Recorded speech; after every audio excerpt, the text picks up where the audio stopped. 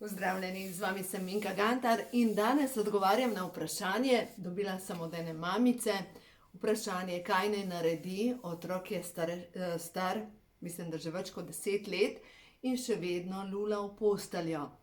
No, v glavnem, zdaj, če se da kaj narediti, v glavnem njo zanima predvsem z vitamini, ampak problem je za moje pojme majčken globlji. V glavnem, če gremo pogledati v knjigo Louise Hay, Življenje je tvoje, tam piše, da lulanje, se pravi močenje postelje, je povezano s strahom pred avtoriteto. In danes bomo govorili o otrocih, ker ne nazadnje, veste, otroci pa strah je res zanimiva zadeva. Včeraj sem govorila z eno prijateljico in ona pravi, da njen otrok zablokira pred kontrolno nalogo, pred matematiko, pred angleščino, čeprav doma vse zna, enostavno zablokira. In je šla v šolo, da bojo našli problem in dobro, zdaj za moje pojme se loteva problema pač napačno. Zdaj pa, če razumemo, da otrok se od nikjer začne nečesa bati. Ali pa recimo, vam povem en moj primer. Tukaj je bilo v bistvu tudi strah pred avtoriteto, ta srednja hčerka je začela zbolevati. In enostavno ves čas je bila bolna, oziroma bolna je bila od ponedeljka pa do četrtka je bila nekako tako, potem je začela kašljati in potem je bila petek, sobota, nedelja, včasih še ponedeljek bolna in potem se je to vleklo 3 mesece približno. No in grem ravno tako gledati v knjigo Življenje je tvoje in tam spet piše strah pred avtoriteto. In prvo stvar sem pomislila, groza! Mene se otrok boji, joj, pejt k meni, prav tisto. Ampak, prišla sem potem do zaključka, da je v bistvu ta avtoriteta bila takrat učiteljica. In ko sem šla na govorilne ure, je pač učiteljica, nekaj je bilo v mojem otroku, kar je vzbudilo nek spomin in enostavno je šel otrok na živce. No in potem, glejte, kako sem to rešila, ne? Ker tukaj v bistvu je bila ta avtoriteta, je bila učiteljica. Enostavno nisva našli skupnega jezika, jaz sem vzela list papirja in sem napisala vse, zakaj jo jaz cenim kot učiteljico. In kaj je mojemu otroku všeč pri njej kot učiteljici. In, a veste, glejte, se smo vsi ljudje, ne nazadnje. V glavnem, in ko sem prišla v šolo, sem rekla, glejte, vidim, da midve ne najdeva skupnega jezika, sem vam tole napisala in ona se je postavila, tako je rekla, jaz od vas ne rabim nič, jaz vam ogromno izobrazbe in vaših nasvetov ne potrebujem. No, v glavnem, jaz sem ji zatlačila, tako sem ji dala odsekar noter to moje pisanje in dejstvo je, da očitno je to prebrala in odnos se je zgladil. Zdaj pa kaj pa narediti v tem primeru, če otrok moči posteljo, ker v bistvu strah pred avtoriteto. Zdaj seveda starši najprej pomislimo na sebe, preveč sem grozna, preveč zahtevam od otroka. Ampak, kaj pa če je to podzavestni program ali pa dušni spomin, ki ga otrok nosi s seboj? Enkrat sem na internetu oziroma na televiziji je bil film, ne vem, na Netflixu mogoče, naslov filma je Emotion, se pravi prevedeno v slovenščino čustvo. In tam razlaga tudi en terapevt o tem, o mišičnem testu in kako lahko mišični test, kako uporabljaš mišični test celo na živali. No in je bil potem tam en konj, ki se je bal vsega. No in v glavnem so potem tako, da je lastnica držala konja se ga je dotikala in ta terapevt je preko mišičnega testa sprobaval, kaj je tisto, česar se konj boji. In na koncu so prišli, da se konj boji, pred kratkim je pohodil enega ptička, ki je pred njim padel na tla in je takrat doživel tak šok, da enostavno je začel zaradi tega zbolevati. In zdaj pomislite, se pravi, nekaj povzroči nek šok v naši duši. No, zdaj pa pojdimo nazaj na močenje postelje. Otrok, ki moči posteljo, za moje pojme predeluje strah iz zadnjega življenja. da to sploh ni strah iz tega življenja, ampak strah iz zadnjega življenja. In kdor izmed nas predeluje zadnje življenje v povezavi z neko vojno, in mnogi od nas predelujemo še drugo svetovno vojno, imamo lahko na celični bazi tako močno prisoten strah, da enostavno potem močimo v posteljo ali pa da močijo otroci v posteljo. Zdaj jaz razmišljam s svoje strani. Jaz kot otrok sem imela tudi s tem težave. In vem, da ni bilo nič kaj tako groznega, no ja, lahko bi povezala pa bi rekla, ta je kriv, to je krivo in tako naprej, ampak tisto, kar danes vem, da predelujem ali pa sem predelala, je druga svetovna vojna. Rešetke, zapor, preganjanje, taborišče, dobesedno brez vseh pravic. In tudi prva leta mojega življenja, jaz sem bila taka, kot bi ušla iz Dachau. Enostavno suha, same kosti, suha. In karkoli sem pojedla, se nisem mogla zrediti. Bila sem bolna, imela sem vnete bezgavke, imela sem slabo kri. In če bi človek pogledal, odkje je možno, da naenkrat imaš toliko težav, jaz danes vem, da sem predelovala zadnje življenje. No in zdaj, ko smo pri tem, prav ta strah iz zadnjega življenja, ljudje, ki to predelujejo, imajo v kasnejši dobi, če nič ne naredijo v tej smeri, lahko depresijo, hodijo od enega zdravnika do drugega in predvsem so močno okuženi s sovraštvom. Zdaj pa mogoče se vprašate, kako naj zdaj mojemu otroku pomagam in kako ima zdaj to vpliv na mene. No, dejstvo je, da svojemu otroku lahko pomagate z zdravilno molitvijo dekodiranja za drugo osebo. Se pravi, na pomoč kličem vse svetle sile. Vsemogočni Bog, če je v skladu z božanskimi zakoni, naj se sčistijo vseh smerih časa in prostora, vse zavedne in nezavedne kode in date noter otrokovo ime, ki so povezane z močenjem postelje, recimo. Naj se vse ravni njegovega duha ali pa njenega duha napolnijo zdravilno božjo svetlobo. Ravno tako lahko s to molitvijo pomagate v primeru, da ima strah pred tem, da bi bil slab, da ne bi bil zadosti dober. No, druga stvar pa je, prvo moramo mi starši pri sebi preveriti, kaj pa če imam jaz v svoji podzavesti še vedno prepričanje, kaj pa če ne bom dovolj dobra. Kaj pa če bom kaznovana? Kaj pa če ne bom dosegala nečesa? Če imam jaz svoj strah še za počistiti, je normalno, da ga ima moj otrok tudi še za počistiti. Veste, kar celični spomin se prenaša.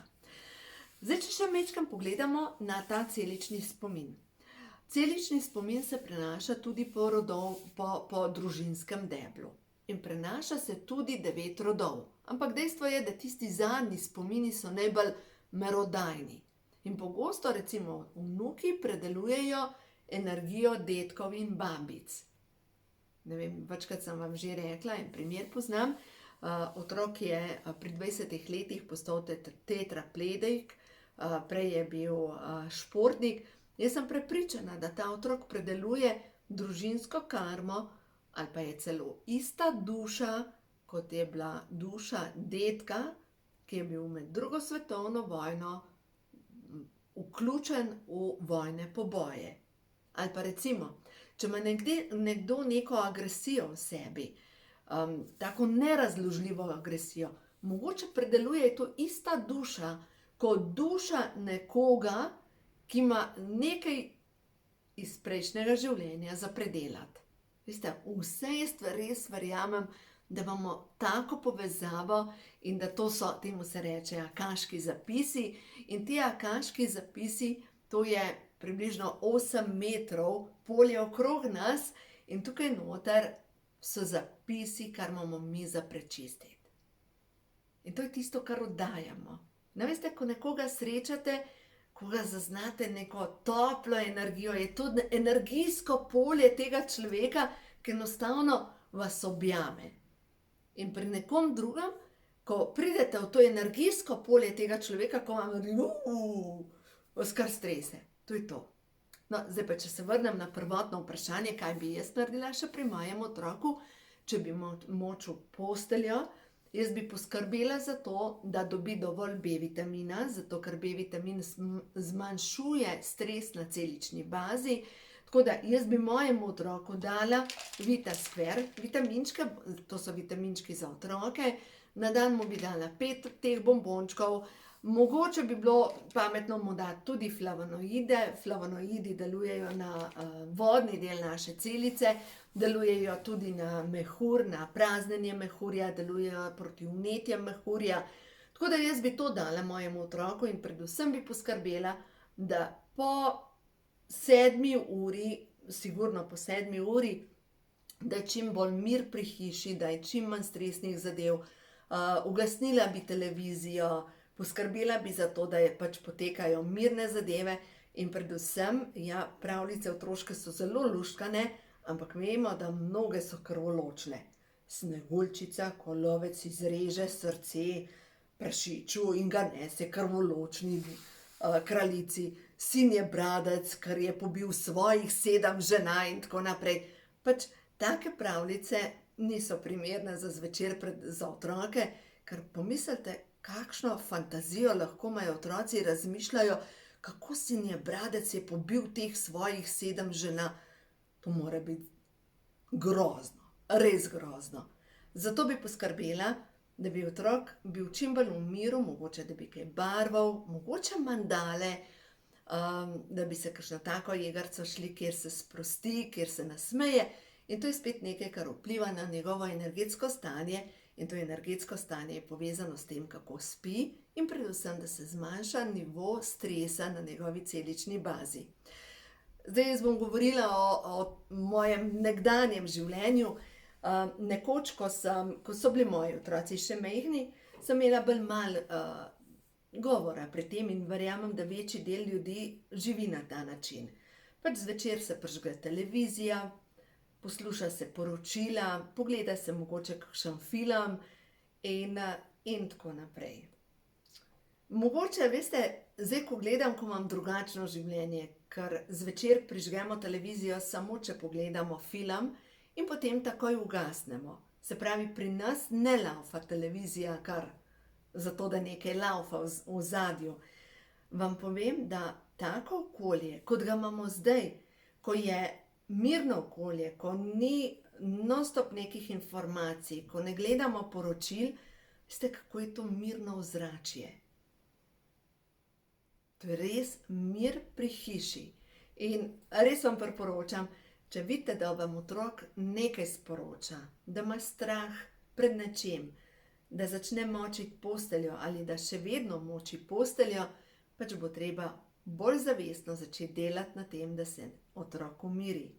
Zdaj poznam še en primer, en otrok, ki je dolg časa močil posteljo, je bilo pa povezan z nesrečo njegovega očeta in dejansko je njegov oče se smrtno ponesrečil v času, ko je bila mama noseča in potem je dolg časa močil v posteljo.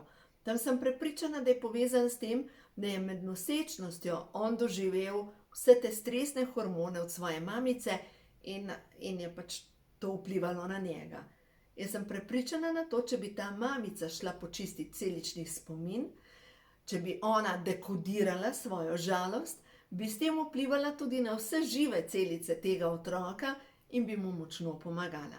Zato res verjamem v to, da vsak starš najbolj vpliva na svojega otroka, ko začne delati na sebi, na čiščenju svojih strahov, svojih travm, ker dejstvo je, da s tem vpliva na žive celice, ki so pa tudi v otroku. In s tem se vse začne spreminjati na boljše. Tako da ja, zanimivo je tole potovanje, ker se vsi učimo in vsi delamo neke korake naprej, tako da naredite to zato, ker imate sebe radi, ker imate radi svoje otroke in ja, pojdimo zdaj še na sporočilo prehod v novo dobo za vse tiste vas, nosilce luči na to zemljo, kaj je pametno ta trenutek, da slišite v povezavi z vašimi otroki, z vnuki, se pravi z dragimi, ki so okrog vas. Čiščenje preteklosti in hvaležnost. Osvobajam se starih vzorcev, vse se zgodi z nekim namenom. Karta 30. Ozaveščam, blagoslavljam in grem naprej. Zaupam vase in to zmorem. V meni je moč spremembe. Moje srce se zdravi, ko grem v naravo, k vodi in vanjo zmečem kamenje svoje bolečine. Ko objamem drevo, solze čistijo mojo dušo. Vse je tako, kot je prav, zaupam. In hvaležnost. Hvaležna sem za življenje in za vse, kar mi prinaša. Opazujem vse, kar mi je dano. V neskončnosti življenja, kjer bivam, je vse dovršeno. Eno sem z vsem. Jaz sem ženska, ki v srcu nosi hvaležnost, zato sem vedno v povezavi s svetlobo. Hvaležnost mi odpira vrata sreče. Tako da, ja, naj se vam odpre pogled v tisto, kar imate za narediti, in naj se vam odprejo vrata v srečo, v srečno življenje. In ena stvar, kar si lahko ponavljate: kreiram svojo svetlo bodočnost. Kreiram svojo svetlo bodočnost. In čim manj pozornosti dajte na to, česa ni, in čim več pozornosti na to, kar je, pa tudi če še ni tukaj, kreiram svojo svetlo bodočnost. In v to kreacijo vključite svoje občutke, svoje čustva, in boste videli, kakšno moč kreacije imate v sebi. Tako da zaupajte, v sebi imate božansko moč kreiranja, vse zmorete narediti, ker ste božansko bitje. Uživajte!